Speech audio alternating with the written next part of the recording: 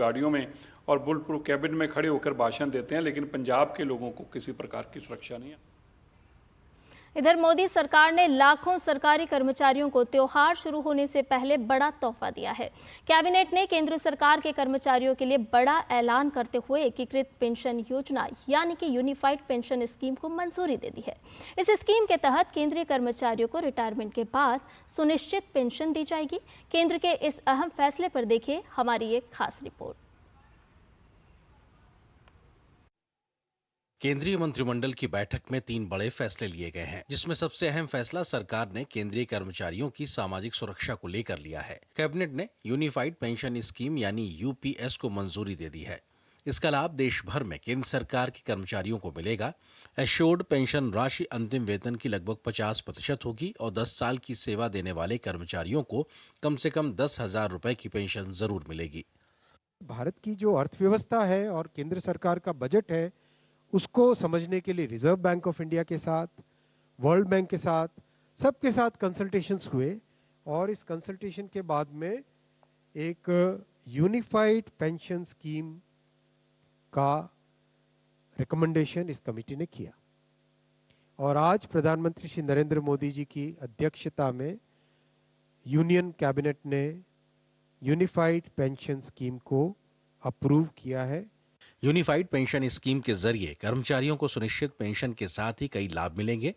केंद्रीय सूचना एवं प्रसारण मंत्री अश्विनी वैष्णव ने बताया कि इस स्कीम को राज्य सरकारें भी अपना सकती हैं। अगर ऐसा होता है तो यूपीएस के लाभार्थियों की संख्या 23 लाख से बढ़कर 90 लाख हो जाएगी।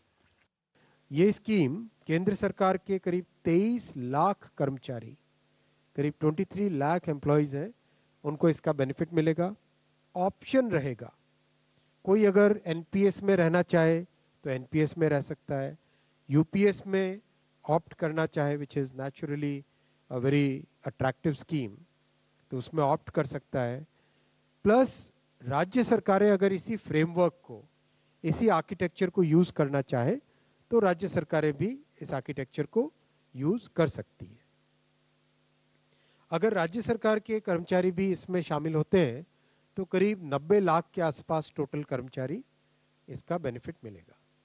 Unified pension scheme national pension system यानी एनपीएस से कैसे बेहतर है, इसे तुलनात्मक रूप से देखें तो यूपीएस के तहत केंद्र सरकार के कर्मचारियों को नौकरी के अंतिम वर्ष के 12 माह के मूल वेतन के औसत का 50% रिटायरमेंट के बाद प्रतिमाह पेंशन के रूप में मिलेगा, जबकि एनपीएस में ऐसा कोई प्रावधान नहीं है।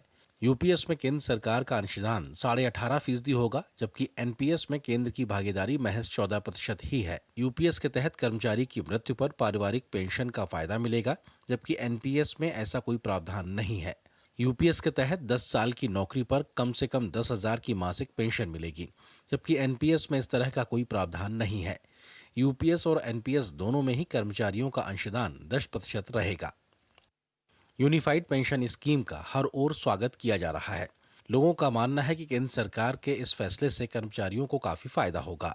मुझे लगता है कि भारत सरकार ने ऐसा कर दिखाया है कि कैसे जो है कि जो 2 तरह की पेंशन चल रही थी, ओल्ड पेंशन स्कीम और एनपीएस, जिसमें जो है जो एनपीएस के जो कुछ एम्प्लॉइज थे जिनको ये लगता था कि ये ओल्ड पेंशन स्कीम वाले जो है उनसे ज़्यादा बेनिफिट लेते हैं, लेकिन मुझे लगता है कि जो आज जो यूपीएस में जो उनको ऑप्शन मिलेगा कि कैसे वो एक यूपीएस को अडॉप्ट कर सकते हैं या एनपीएस को अडॉप्ट कर सकते हैं, मुझे लगता है कि यूपीएस जो है वो बहुत ही बेनिफिशियल रहेगी एम्प्लॉइज के लिए, जो लंबी मैं समझता हूँ अपनी सर्विस जो है भारत सरकार को देते हैं। इस योजना में वो सब कुछ है जिसको लेकर के एनपीएस से आच्छादित कर्मचारियों के मन में अपने भविष्य की आशंकाएं थी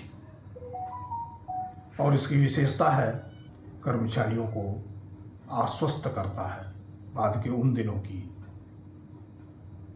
जैसे कि सेवा काल में मृत्यु, 60% तक पारिवारिक पेंशन की सुरक्षा। माननीय प्रधानमंत्री श्री नरेंद्र मोदी जी के नेतृत्व में केंद्र सरकार के द्वारा यूनिफाइड पेंशन लागू किए जाने का फैसला केंद्रीय कर्मचारियों के हित में सराहनीय कदम है। इस हेतु मैं माननीय प्रधानमंत्री सहित पूरे भारत सरकार का धन्यवाद ज्ञापित करता हूं। 2004 के बाद स्पेकुलेशन या मार्केट के ऊपर छोड़ दिए गए थे, उनके लिए उन्होंने जो है वो एक एश्योर्ड पेंशन सिस्टम की बात की है और आने वाले समय में जो भी रिटायर होगा या जो रिटायर हो चुके भी हैं उनको अपने वेतन जो मिल रहा होगा उसका 50% जो है वो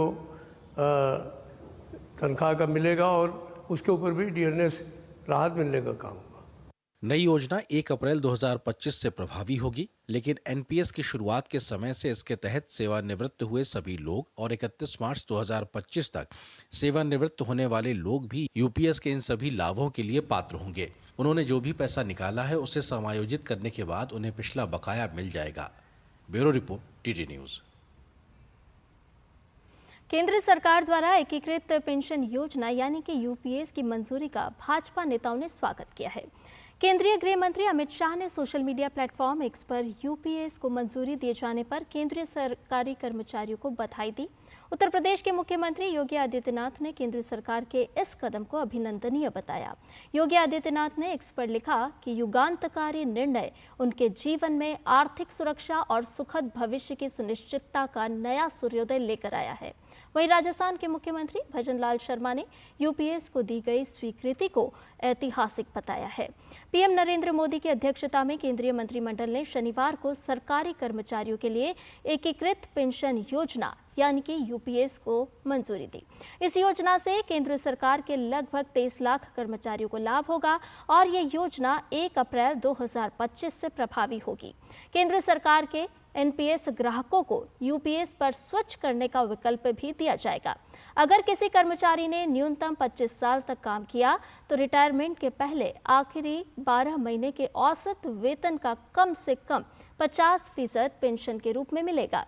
अगर किसी पेंशन भोगी की मृत्यु हो जाती है तो उसके परिवार को मृत्यु के वक्त मिलने वाले पेंशन का 60% परिवार को मिलेगा। अगर 10 साल के बाद नौकरी छोड़ते हैं तो 10,000 रुपये पेंशन मिलेगी। 50% सुनिश्चित पेंशन मिलेगी। महंगाई इंडेक्सेशन का लाभ भी मिलेगा। और इधर तमिलनाडु में कोयम्बटूर के डॉक्टर्स ने एक अनोखा ऐप डिवाइस